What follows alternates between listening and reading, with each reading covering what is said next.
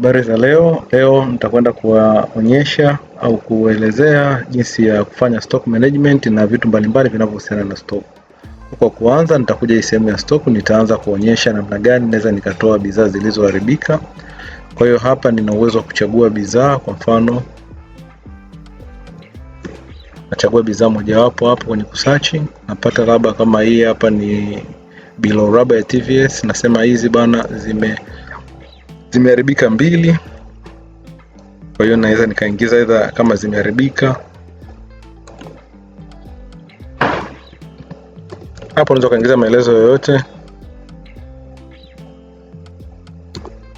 kutokana na scenario yako, kama zimeibiwa, zimefanyaje, au labda kuna namna yoyote unaweza ukaingiza hapo. Kwa hiyo nikiwasilisha zinatokea hapo chini.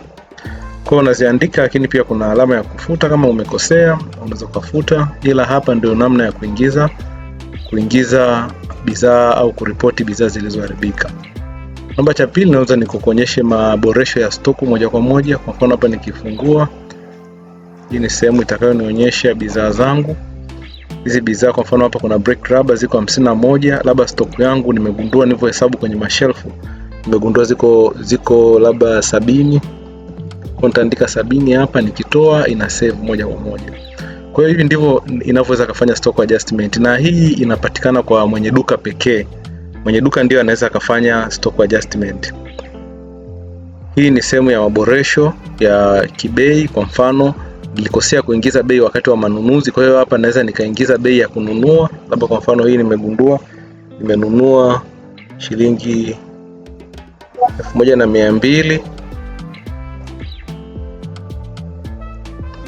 1200, lakini bei ya kuuza labda na sasa hivi nauza shilingi 2000.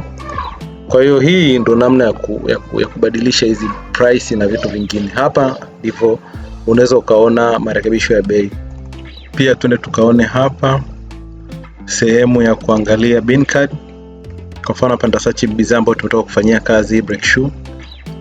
Nakuja kuchuja kwa muda kuangalia ni labda nataka nipate tu mwaka huu hii bidhaa imeendaje. Ila hapa kumbuka kuna custom range mbalimbali, unaweza custom range kama hii. Unaweza kuangalia leo, jana, wiki hii. Kwa hiyo unaweza kuona mtiririko wa bidhaa zako kama hivyo. Lakini kwa kazi hii mimi nataka nione mwaka huu tu. Kwa natafuta. Kwa nikitafuta hapo unaona inaonekana kwamba niliingiza imeharibika, ziliharibika ngapi? Kwa moja ilitoka hapa ilitoka kwa nini? Kwa sababu nilifanya mauzo. Alafu hii nilinunua mzigo. Kwa hiyo unaona ile movement nzima ya bidhaa yako imetoka na kuingia katika namna gani. Cha mwisho kwenye stock management hapa nitazungumzia sehemu ya stock value. Hapo utaona bidhaa iliyobaki na thamani yake, lakini mwisho wa siku utaweza kupata mtiririko mzima wa kila bidhaa na thamani ambayo imepatikana, ambayo kwenye dashboard kule unaweza ukaona hadi hiyo stock value kwa ujumla imecontain ngapi. Kwa hiyo hivi ndio namna unaweza ukaona au ukafanya stock management yako. Asante.